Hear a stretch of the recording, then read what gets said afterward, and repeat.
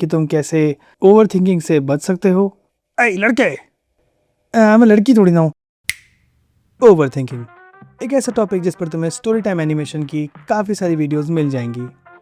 तो मैंने सोचा क्यों ना मैं भी इस टॉपिक पे एक वीडियो बना ही लूँ, क्योंकि ये कोई सरप्राइज़ की बात तो नहीं है कि मैं भी एक बहुत बड़ा ओवर थिंकर हूँ।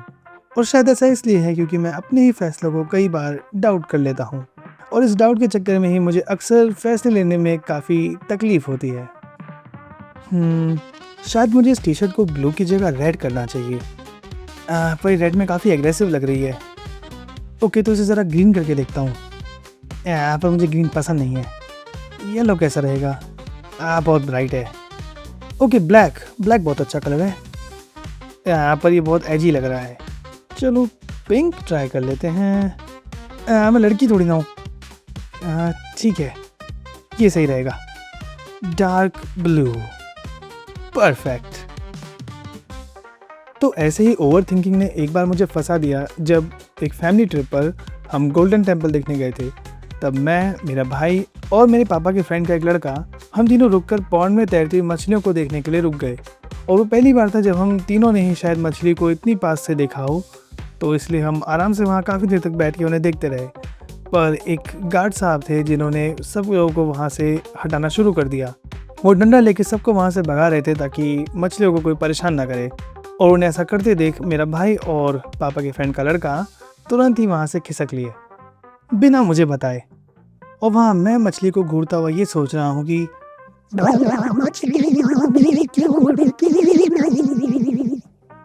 तभी अंकल जी आके बोलते हैं, ऐ लड़के।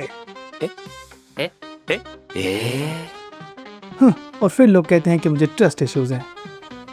खैर, ओवर थिंकिंग मुझे सिर्फ दिन में ही नहीं, रात में ही परेशान करती है, क्योंकि चाहे दिन में मैं कितना ही अपने दिमाग पर जोर दे लूँ, पर मुझे एक भी ढंग का आइडिया नहीं आने वाला।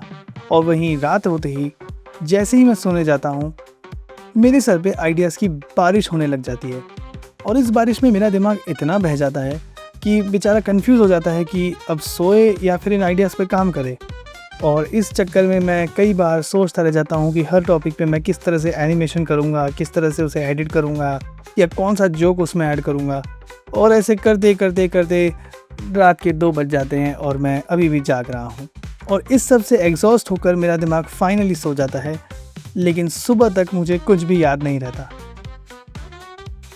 ओके, यहाँ से मैंने सोचा था कि मैं तुम्हें टिप्स दूंगा इस बारे में कि तुम कैसे ओवर थिंकिंग से बच सकते हो। पर क्योंकि मैं भी इस गड्ढे में अभी तक फंसा हुआ हूँ, तो इसलिए मैं शायद ज्ञान देता हुआ अच्छा नहीं लगूंगा। पर क्योंकि तुमने इस वीडियो को यहाँ तक देखा है, तो इसलिए मैं तुम्हें दिखाना चाहता हूँ अनबॉक्सिंग वीडियो उस टैबलेट की जिस पर ये वीडियो बनी है। तो ये फाइनली आ चुका है, वो भी उस दिन जिस दिन मेरी टेबल सबसे ज़्यादा गंदी थी, तो इसलिए मुझे हर चीज़ को कोने में घुसेड़ना पड़ा। पर कोई बात नहीं, ये रहा मेरा टैब, और अभी के लिए तो मैं इसे इस पन्नी में रखूँगा। और ये रहा इसके साथ एक स्टैंड, और ये 2 पावर केबल्स, ये बहुत ज़रूरी हैं इसे चालू करने के लिए। फिर ये आर्टिस्ट ग्लव और क्लीनिंग क्लॉथ, साथ साथ मैनुअल भी। और फिर ये पेन का स्टैंड जिसके अंदर पेन की एक्स्ट्रा निब्स भी हैं। और यही उनका पेन कम स्टाइलस। और ये रहा हमारा सारा सामान एक साथ।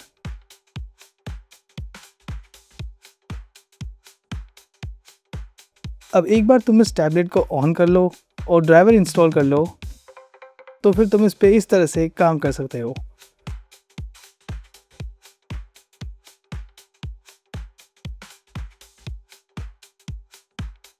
और इसी तरह से मैंने इस वीडियो को अंजाम दिया है।